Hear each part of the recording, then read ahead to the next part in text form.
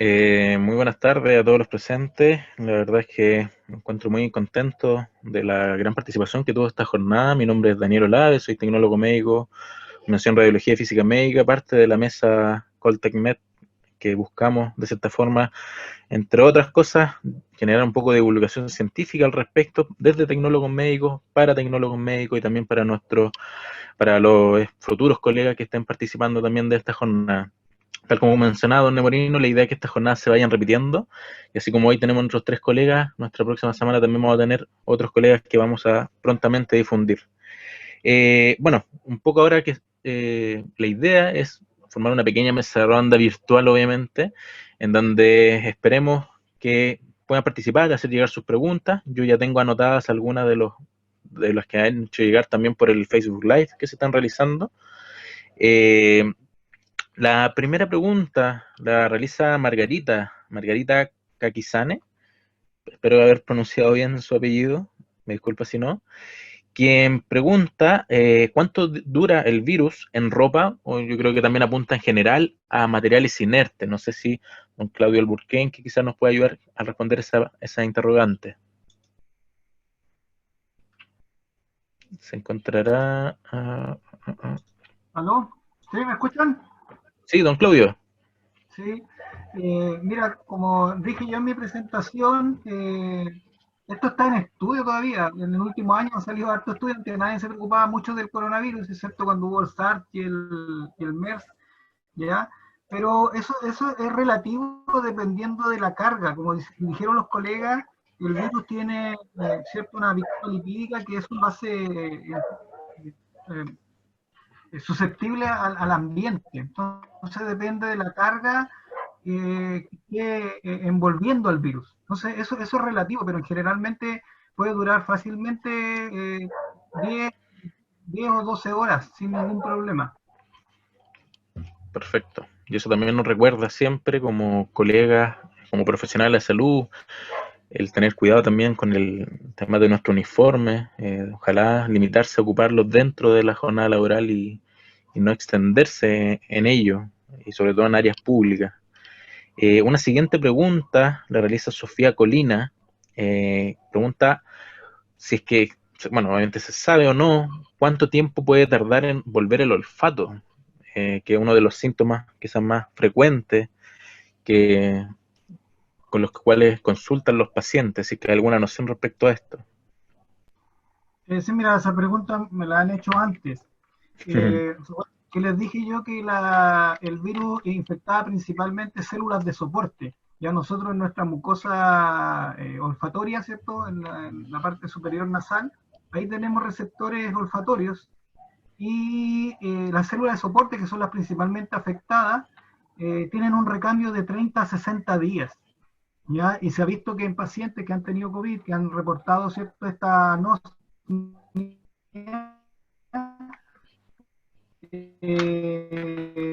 pueden recuperar el olfato en 30 a 60 días cuando se renuevan estas células de soporte que la gustativa que produce la digeusia. Perfecto. Eh,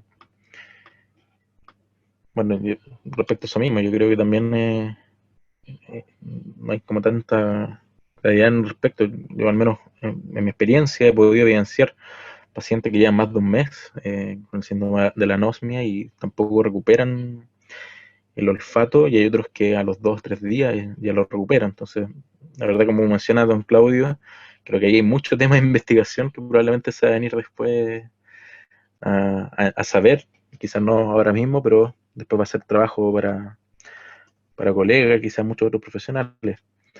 Luis Ramos consulta qué hacer con el aire acondicionado por la exposición a aerosoles. No sé si Néstor Yaupe, Jorge Hidalgo nos puede ayudar con respecto a eso.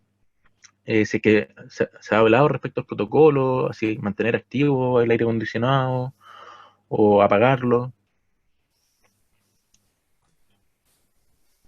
Si no sé qué en caso quiera responder, Néstor, o respondo yo. Sí, cualquiera ¿Sí? pueden responder. La idea es que podamos debatir también, como Perfecto. contrastar. Bueno, en general el aire acondicionado, si es que existe riesgo de aerosoles, se recomienda ojalá apagar, ¿ya? No obstante, hay que tener la consideración si es que hay ciertos aires que tienen recambio de aire con ciertos filtros, ¿ya? Entonces, si desconocemos esto, ojalá, si es que la sala tiene demasiado riesgo de aerosol, sería mejor apagarlo y ahí esperar, de hecho, no estar dentro de la sala haciendo otros procedimientos, si es que, digamos, al menos 1 o 2 horas para que esto decante. ¿Ya? No obstante, también hay que considerar de que en general dentro de los servicios de imagenología, el riesgo de aerosoles, si bien uno dice, ¿se puede exponer a riesgo de aerosoles? Sí, porque hay una lista, ¿cierto? Que de hecho muy bien mostraron que existen riesgos de aerosoles. No obstante, por ejemplo, un paciente, voy a dar un ejemplo, un paciente que ya viene entubado, ¿cierto? Viene con ventilación mecánica, por ejemplo, invasiva. Ese paciente, en la sala donde se hizo la intubación, claro que hay un riesgo, pero el paciente cuando llega al servicio, él viene ya con filtros mecánicos, con filtros electrostáticos que van a generar de que lo que él exhale es bastante seguro para el ambiente. ¿Ya? Entonces, en verdad, el riesgo no es muy alto. Incluso se puede decir incluso que casi no hay riesgo en esos casos. Entonces, aquí vale que considerar eso. Ahora, si es que hubiese una emergencia dentro de la sala de examen, que igual puede ocurrir, eh, donde se hace quizá una reanimación cardiopulmonar, donde mismo se intuba al paciente, eso cambia todo, ¿cierto? Y de hecho, los CPP que deberíamos utilizar en ese caso son muy distintos a los que utilizamos comúnmente. Quizá ya tenemos que utilizar una pechera que sellada completa, ¿cierto? Etcétera. Y las recomendaciones que les mostré al final de medida positiva y lo muestran claramente. Y tendríamos que protocolizarlo en cada servicio. Complementando lo que dice el colega, eso es cierto, tenemos que tener claridad de qué tipo de dispositivo de aire acondicionado tiene la sala. Si es que es un equipo que reutiliza el aire de la sala y lo acondiciona y lo vuelve a liberar y hace así como un reuso de ese aire, convendría apagarlo, porque lo único que hace es fomentar que las gotitas o los aerosoles que están en suspensión se mantengan en suspensión. Entonces, ahí convendría apagarlo para favorecer que estas gotitas decanten hacia las superficies y poder hacer un aseo terminal. De hecho, hay parte de la literatura que describe que hay que esperar entre 5 y 10 minutos después de que el paciente sale para poder hacer el aseo de superficies y que sea realmente efectivo, precisamente para que todo esto decante. Ahora bien, si es un aire acondicionado que inserta aire desde afuera, un aire nuevo, un aire limpio, favorece después del aseo terminal que quede activo para generar precisamente el recambio de aire necesario. De hecho, también se describe que después de hacer el aseo terminal, bueno, la literatura es bastante contradictoria en algunas cosas. Sale un paper que dice que no, que hay que mantener las puertas cerradas y que esperar que todo caiga y hacer aseo. Hay otro que dice que hay que hacer el aseo y después mantener las puertas abiertas para generar un recambio de aire. Entonces, en general, la noción es, si es que podemos insertar aire limpio a la sala, se recomienda después del aseo terminal.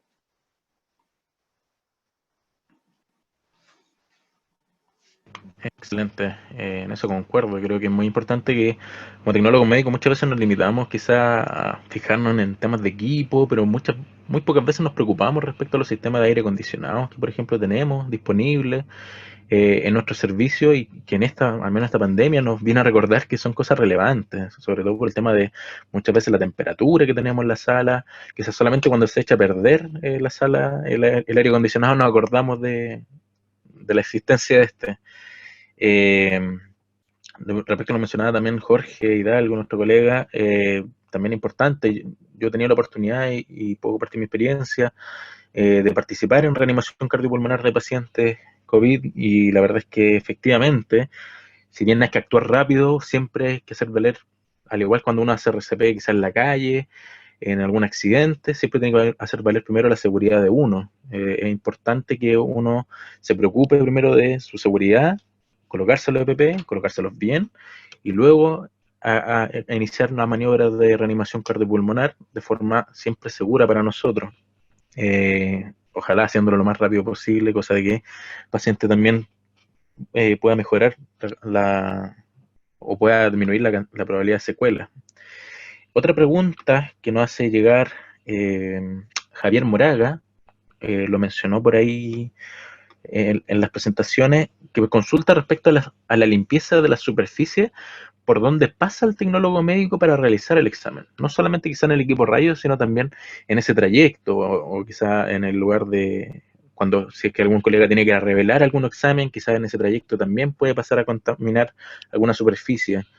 ¿Cómo se maneja esas situaciones? ¿Hay un protocolo para eso? ¿Se limpian también? ¿Es parte del aseo o no?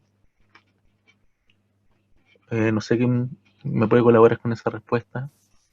Bueno, como yo hablé, digamos, de las medidas de seguridad laboral y también clínica dentro del servicio, claro, en el fondo tenemos que constantemente limpiar la superficie de alto contacto. Tenemos que estar preocupados de eso, ¿ya?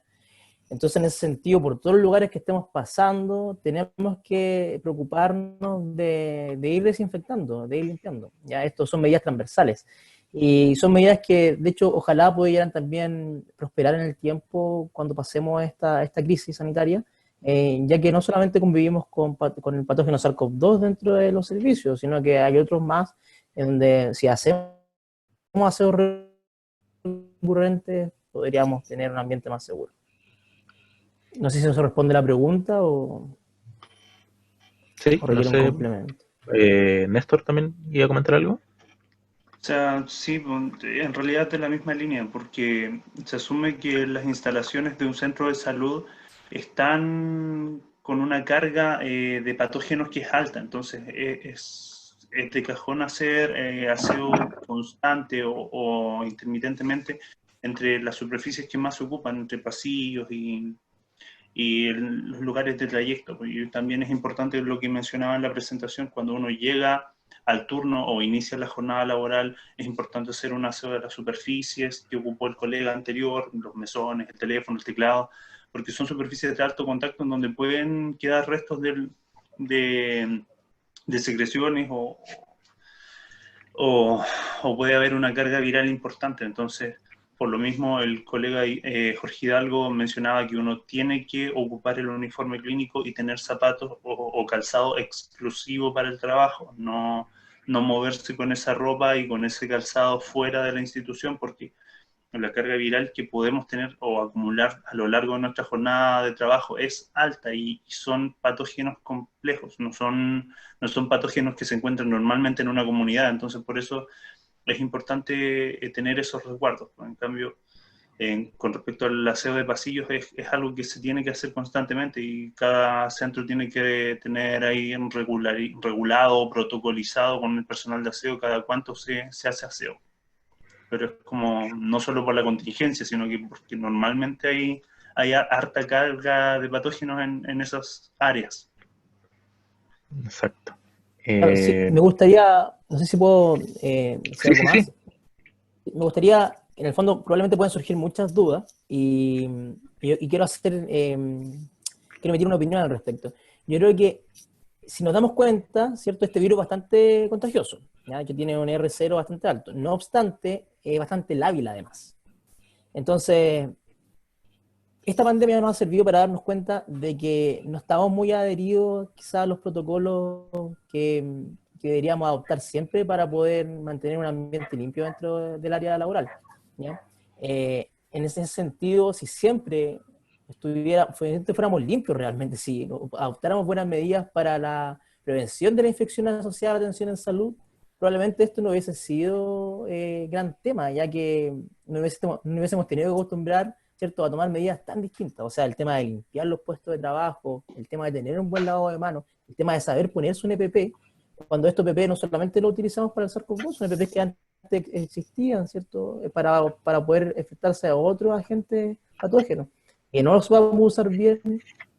Y todo esto quizás hay que hacer una reflexión al respecto y darnos cuenta de cuál era la cultura que estábamos utilizando dentro de nuestro ambiente laboral, y qué tanto estábamos acogidos a las medidas de prevención, ¿cierto?, de la infección asociada a atención en salud. Y insisto, que un tema muy rescatable de todo esto es que ojalá ciertas medidas puedan preponderar en el tiempo. Por supuesto, no el uso de PP continuo, porque después no va a tener sentido, esperemos que así sea, pero sí las otras medidas que deberíamos adoptar siempre. Bueno, quería agregar que hace un mes aproximadamente, poco más de un mes, conversaba con un colega ya que él tiene una empresa de bioseguridad Chile es su empresa, y conversamos sobre lo que estaba pasando.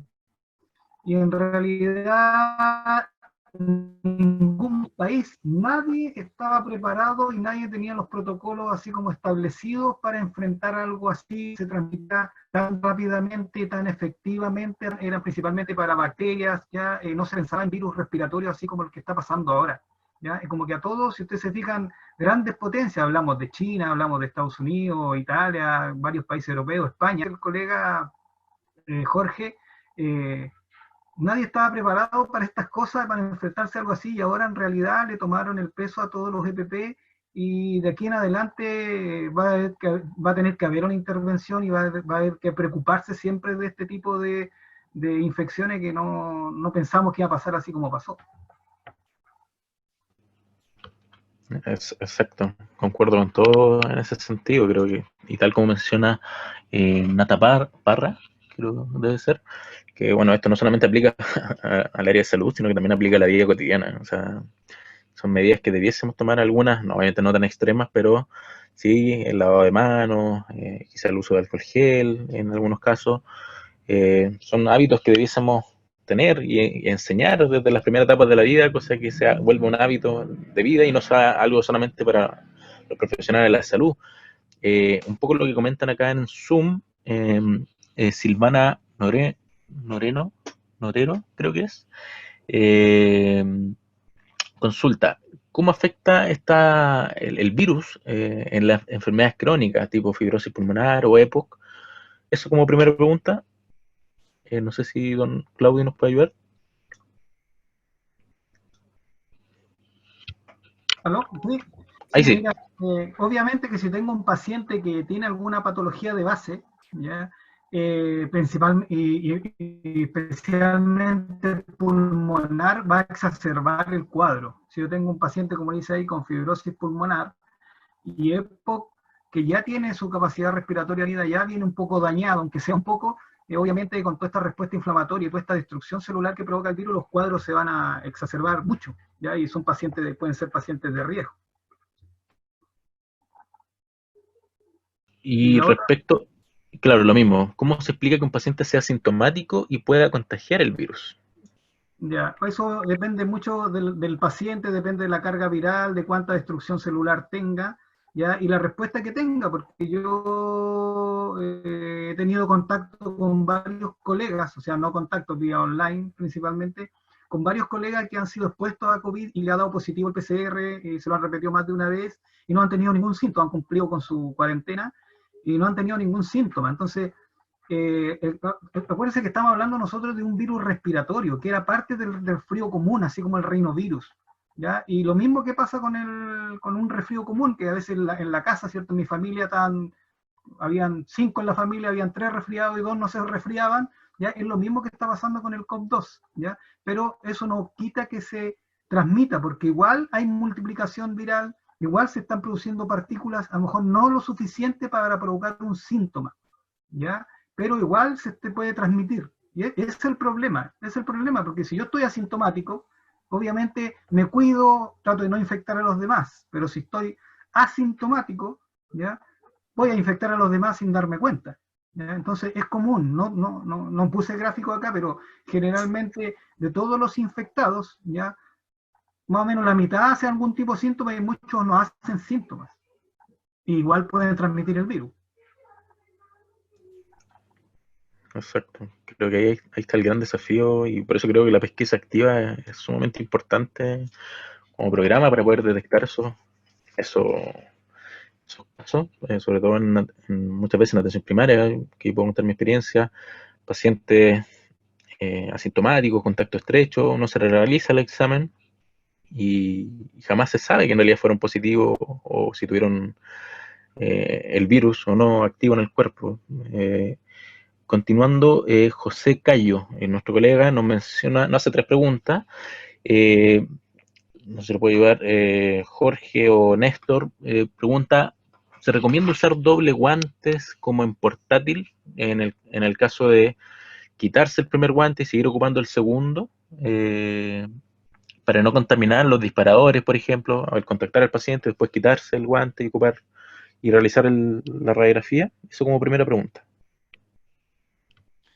Bueno, con respecto a portátil, se vienen otras charlas más adelante que van a enfocarse precisamente en radiografía de tórax, pero como lo mencioné, es importante cubrir todas las zonas del equipo que podamos cubrir para evitar que se contaminen.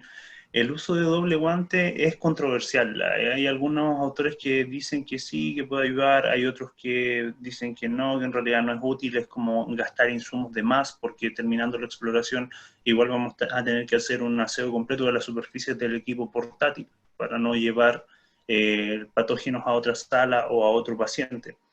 Incluso hay algunos que recomiendan así como tomar radiografías a través del vidrio de la sala, pero eso requiere un grado de cooperación del paciente que es muy difícil. Si vamos a una UCI, que es un paciente que está intubado, no se puede hacer eso. Es como muy, muy difícil, depende mucho de las instalaciones.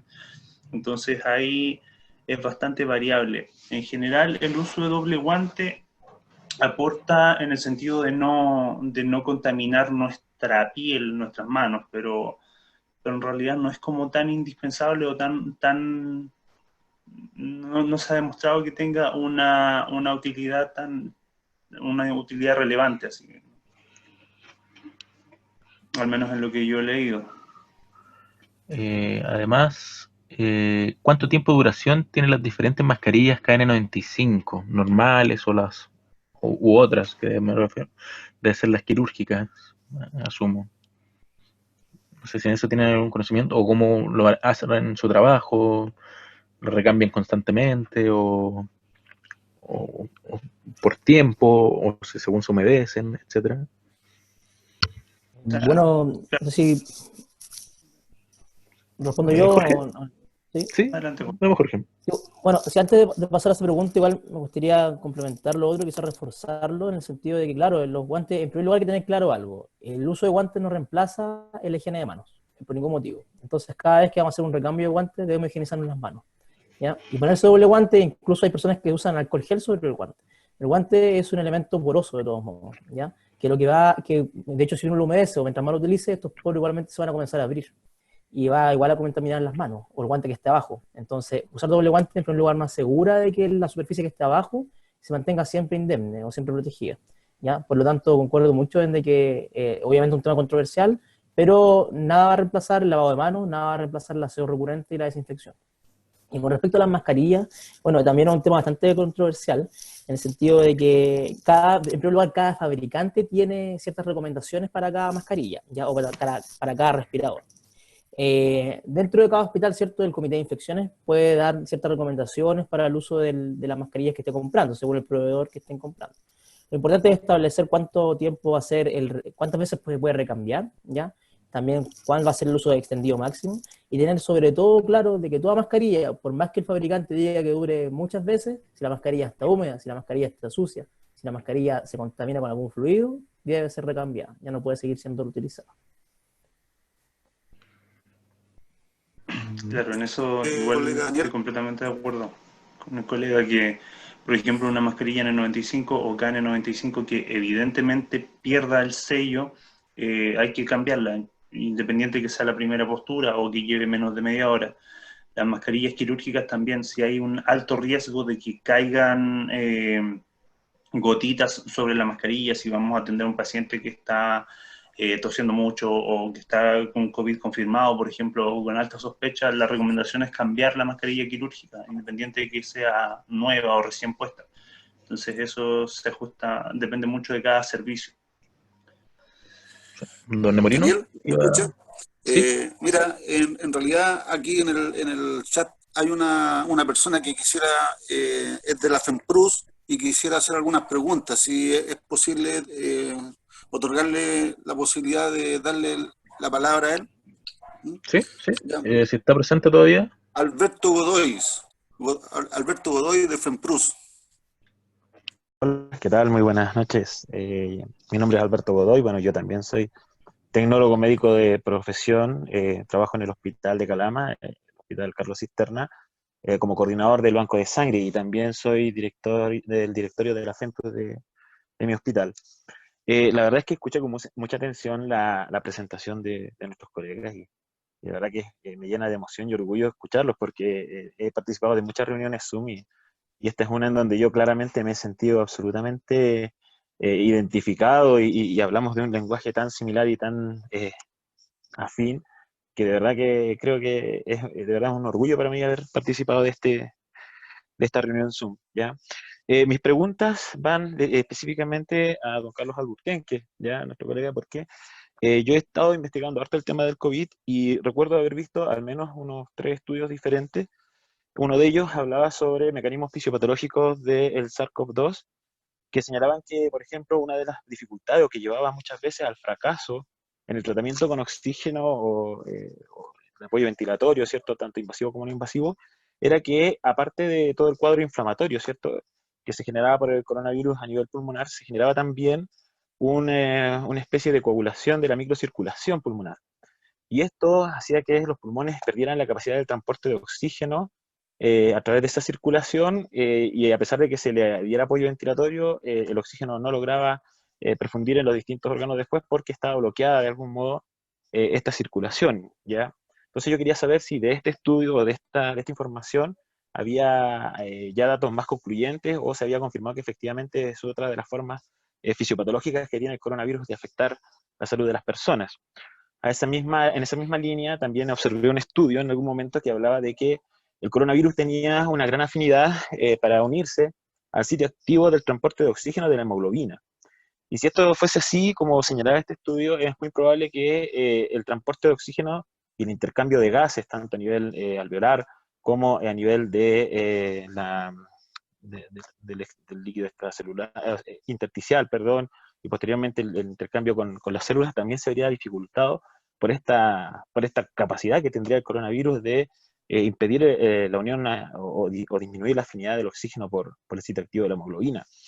Y eso que también favorecería el fracaso de la terapia con ventiladores mecánicos, por ejemplo, que es algo muy curioso de este virus, porque nosotros sabemos que generalmente los problemas como los edemas pulmonares generalmente tienen un alto índice de letalidad, pero aquí se veía que a pesar de que se le aportaba grandes cantidades de oxígeno a los pacientes, no había respuesta y no se mejoraba la perfusión periférica, por ejemplo, cuando se medía con oximetría estos parámetros, ¿ya? Y ese sería el segundo punto, si también se ha podido confirmar este estudio, si efectivamente también sería parte del proceso fisiopatológico. Y finalmente, ver el tema de que existe también algunos estudios de parte de Banco de Sangre, que es mi especialidad en este rato, eh, sobre que existe una mayor prevalencia del coronavirus en pacientes que son del grupo A2, ya del grupo sanguíneo. ¿Y cuál sería la explicación fisiológica o fisiopatológica para que esto fuese así? Porque si pensamos, por ejemplo, que nuestras prevalencias acá en Chile son principalmente 60% positivo y un 30% solamente A positivo, o sea, grupo A, efectivamente hemos visto que los pacientes A pareciera ser que no solamente se asocia a una mayor capacidad de contagiarse, sino que también de generar cuadros un poco más graves, ¿ya? Esas serían mis preguntas para don Carlos Alburquerque, a ver si es que él me puede corroborar o aclarar un poco esta situación que le estaba señalando. Desde ya, muchas gracias. Ya, buenas preguntas, Alberto. Respecto a la primera, obviamente que si yo tengo un pulmón dañado, ¿cierto? Un pulmón que en realidad está inflamado, ¿cierto? Y se producen ciertos productos de esta viscosidad, esta inflamación, se producen trombos, se producen coágulos, activación plaquetaria, ¿ya? Por mucho que les ponga oxígeno yo, y he revisado varios trabajos de ese estilo, por mucho que perfunda oxígeno al paciente, si no tengo las células que están favoreciendo, ¿cierto? Y no se está favoreciendo este intercambio de oxígeno, en realidad no es mucho lo que puedo hacer. Es como que yo, no sé, pues le arreglo la electrónica a mi auto y no tiene rueda y por mucho que le arregle la electrónica, ¿cierto? A mi auto, si no tiene rueda no se va a mover, ¿ya? Eso es lo que está pasando en los pacientes, que los pulmones son muy dañados, entonces tienen que prolongarse su uso, ¿cierto? Aumentarle la oxigenación, pero depende del daño principalmente de los pulmones, ¿ya? Respecto a la segunda pregunta, hay que tener en cuenta que aparecen muchos trabajos, esto es algo nuevo, como les dije yo al principio. Aparecen trabajos donde explican una cosa y después aparecen otros que no, ¿ya? Entonces, como lo dijeron Néstor, creo que fue que habían estudios que eran contrarios unos de otros, ya porque es algo que se está recién estudiando y no se ha llegado a un consenso al final, ¿ya? A mí me llama la atención ese estudio, me llamó la atención ese que el coronavirus impedía el transporte de oxígeno, ¿ya? En los glóbulos rojos, recordemos que los glóbulos rojos no tienen núcleo, ¿ya? No hacen síntesis de proteína, no serían blancos del coronavirus y aparte que no tienen los receptores tampoco, ¿ya? Entonces, no, o sea, igual hay que hacer más estudios, yo no estoy siendo categórico en eso, hay que hacer más estudios sobre si es que de verdad el coronavirus es capaz de dañar directamente el intercambio de oxígeno a nivel de hemoglobina. ¿Ya? Tendrían que haber más estudios que afirmen eso. Ya han aparecido un montón de estudios donde se dañan las neuronas, se transmite a través de neuronas, se daña el cerebro, no se daña el cerebro, pero han aparecido muchos estudios que se contraponen unos de otros, producto de los nuevos que estamos viendo. ¿Ya? Y respecto a los grupos sanguíneos, vi un trabajo de ese tipo y todo depende de los receptores que tengan los pacientes, principalmente los receptores que son el de la angiotensina 2 y el de la serina proteasa, ¿ya?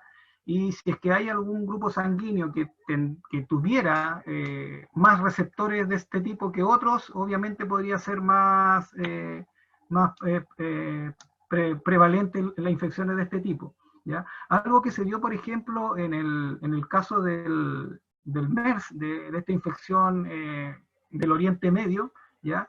Afectaba principalmente a gente del Oriente Medio, ¿cierto?, de origen árabe, porque tenían un tipo de AC, ¿ya? De este receptor de angiotensina especial, ¿ya? Que era como típico de esa línea genética, ¿ya?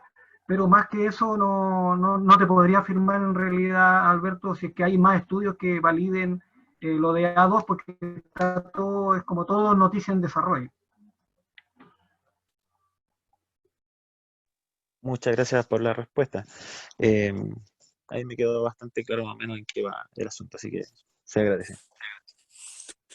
Daniel, te quiero, digamos, comentar de que en el punto de que hablaron el tema de la sepsia y antisepsia, yo tengo una aprensión ahí con respecto, y lo puse en el chat del Zoom, con respecto al uso del uniforme. El uniforme yo creo que debe ser utilizado en el lugar de desempeño laboral. No es para andar en la micro, en el metro, ni siquiera, digamos, los alumnos, digamos, lo usan en forma constante como ropa de calle, ¿ya? Ahora, esa es una aprensión mía. Si yo pregunto acá a los colegas que se especializan en la materia, ¿esto trae alguna consecuencia? ¿Es un vector de acarreo, digamos, de microorganismos de un lugar a otro, del hospital a la casa, por ejemplo? No sé quién me puede responder eso. Sí, de todos modos lo es. De hecho, la recomendación estándar es que acá, como decía anteriormente, hay consideraciones estándar que hay que tener dentro de las infecciones y también algunas adicionales, ya que puede ser si es que hay riesgo de contacto, de gotita, aerosol, etc.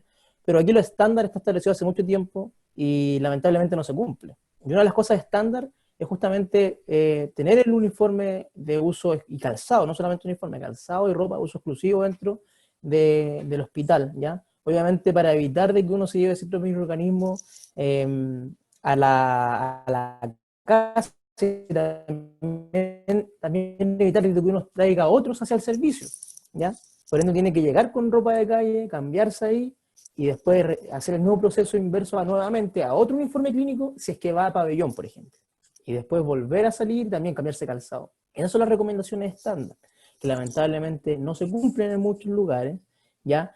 Hay que entender también de que en Chile, ¿cierto?, especialmente en Sudamérica, no hay hospitales o no hay grandes hospitales, no hay muchos hospitales que digamos que tengan la validez. Entonces todo esto genera una dinámica donde las personas no siguen norma estándar de poder cambiar el informe, o a veces llevárselo y quizás no lavarlo en la casa y utilizar el mismo al día siguiente, genera todos estos tropiezos que ocurren, que si quizás se podrían mejorar con dos aspectos, teniendo una lavandería centralizada en cada hospital, o también, ¿cierto?, con educación y que las personas efectivamente se acojan a las normas estándar. Claro, la normativa, digamos, sería la base para que nosotros pudiéramos recomendar como colegio el uso adecuado del uniforme. Sin embargo, por ejemplo, yo no sé cuál es la norma específica. Ahora te invito a ti y a Claudia Alburquerque o a Néstor Yaupe, que son los que manejan este tema, que quizás trabajemos en el colegio en ese sentido y establezcamos un documento que se mande, digamos, al público, digamos, a los tecnólogos en general, para hacer la recomendación en base a la norma. ¿Les parece? Bueno, eso es una cosa. Y lo otro, el colega Manuel Bugueño preguntaba acá, una vez contagiado a la persona con COVID-19, ¿cuánto tiempo perduran los síntomas, sobre todo el síntoma referente al cansancio de la persona? Eso es muy variable y depende mucho del grado de compromiso pulmonar que tenga la persona. Porque una vez que inician los síntomas, si tiene suerte, pueden remitir a los 4 o 5 días. Después de la remisión de los síntomas, igual se recomienda que se mantenga en cuarentena porque la carga viral ha bajado, pero sigue estando presente. Pero hay personas que desde que inician los síntomas pueden pasar meses en tratamiento. Hay personas que pasan 2 meses, por lo menos en la institución donde trabajo, se han visto personas intubadas 2 a 3 meses por neumonias por COVID-19. Entonces, depende mucho de la carga viral que reciba la persona, de su estado inmunológico y del compromiso pulmonar que desarrolle, y finalmente el cuánto tiempo va a durar el cuadro clínico que presente. Entonces es muy variable eso, pero básicamente se han visto casos extremos a ese nivel. Bueno, para contribuir a la respuesta, también bueno, el promedio cuando la persona desarrolla síntomas, depende del estado inmune, de la respuesta inmune, depende de la carga viral, ¿cierto?, de la replicación. En promedio son 2 a 8 semanas, ¿ya? Pero estaba revisando yo un estudio que se hizo en Reino Unido con varios pacientes y que se proyectaban, sobre todo en pacientes más graves que han estado intubados, se proyectaban hasta 12 y 18 meses para que se le pasan los síntomas, sobre todo el cansancio que hacía alusión Manuel, ¿ya? Entonces, es algo que puede durar mucho tiempo, hasta, imagínense, 12 hasta 18 meses de sentir cansancio para poder recuperarse bien.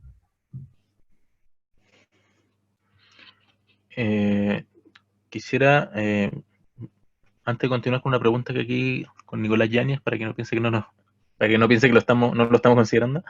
En Facebook nos preguntan, Eugenio Reyes, si existe alguna explicación de por qué en pacientes COVID-19 que presentaron un cuadro moderado presentan mejor respuesta de inmunoglobulina G, protectores, respecto a pacientes que no presentaron síntomas o que presentan cuadros graves. No sé si se entiende la pregunta.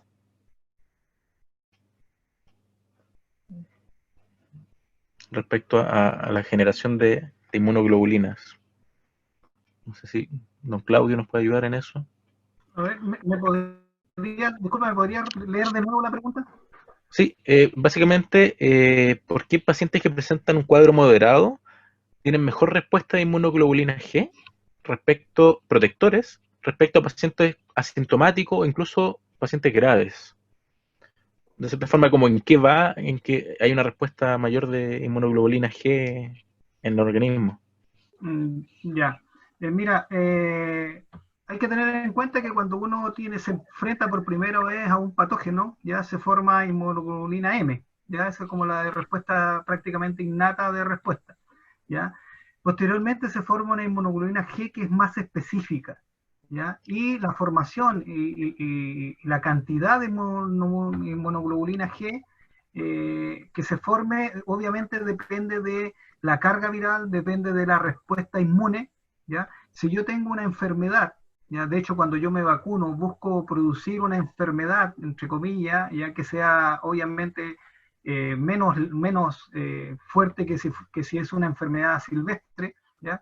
Es para formación de inmunoglobulina. Hay que recordar, por ejemplo, que muchos de las vacunas que se usan algún adyuvante. ¿Qué es lo que es un adyuvante? Es una molécula que provoca inflamación, ¿ya? Para que se produzca inflamación y se reconozca el antígeno que yo quiero inocular, ya se reconozca el antígeno y se forman anticuerpos. Entonces, eso explicaría por qué personas que hacen sintomatología, ¿ya?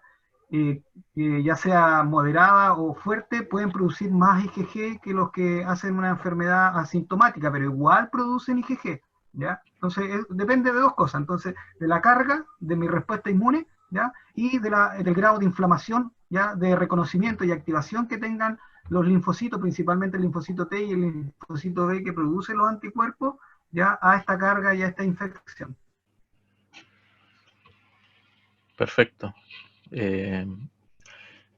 Ahora, Nicolás Yáñez Silva nos consulta y, en resumen, ¿cuáles serían los EPP recomendados que ustedes recomendarían de cierta forma para atender a un paciente sospechoso? Y partamos con esa pregunta. Finalmente, qué EPP recomendarían para un paciente sospechoso?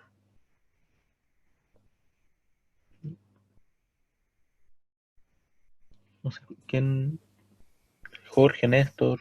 Bueno, para pacientes sospechosos hay que usar lo mismo de EPP que para pacientes confirmados. Ya hay que hacer el mismo tratamiento de un paciente sospechoso y confirmado. De hecho, cuando uno arma los protocolos, las recomendaciones siempre considera todo para pacientes sospechosos y confirmados. Es un pacto eso, ¿ya? Entonces, dependiendo de los protocolos que se tengan y el nivel de exposición de la carga viral, etcétera, que se va a tener en la sala, se usa lo mismo EPP en ambos casos, prácticamente, ¿ya? Sin entrar en tanto detalle. Claro, quizás la variación sería entre público estándar, que uno debiera usar mascarillas, básicamente mascarilla, protección ocular, y un paciente que está con alta sospecha, que tiene sintomatología o que está confirmado, que se asume que tiene una carga viral mucho mayor, ahí uno debiese ocupar, claro, las pecheras, los guantes, la mascarilla de alta eficiencia, si es que viene con algún procedimiento que genere aerosol, pero claro, un paciente con sospecha y un paciente confirmado debiesen tratarse de la misma forma. Súper. Y bueno, respecto al tema del aseo que se realiza en las distintas unidades, eh, ¿aseo terminal o aseo concurrente? ¿Qué se recomienda en ese sentido al atender a un paciente, por ejemplo, positivo o sospechoso? Eso también nos pregunta Nicolás Yáñez. Bueno, concurrente es lo más indicado. En el fondo, el aseo terminal no, obviamente va a generar de que limpiamos mejor, ¿cierto? Pero como el virus es bastante lábil, con el aseo recurrente es suficiente. Tenemos que obviamente procurar hacer un buen aseo, un buen aseo de desinfección, cumpliendo todos los parámetros, como mencioné anteriormente, ¿cierto? De lo más limpio hasta lo más sucio, desde arriba hacia abajo, de adentro hacia afuera, ¿cierto? Y también con los elementos de protección correspondientes. No podemos quitarnos, ¿cierto? No podemos, digamos, hacerlo sin elementos de protección o bajando el nivel de elementos que utilizamos para hacer el aseo recurrente. Y obviamente también debería ser estándar programar al menos un aseo terminal por sala al día, y si la carga asistencial es mucha, programar al menos 2. Súper. Bueno, ya para ir finalizando, déjeme revisar si queda alguna pregunta. También el colega Eugenio Reyes nos agrega que como recomendación se debe lavar la uniforme con detergente común y a temperaturas superiores a 60 grados Celsius, idealmente. Eso es algo que nos agrega. Eso creo que no se me queda ninguna pregunta en el tintero. No sé si quieran agregar algo más, algo adicional, algo para finalizar esta mesa redonda.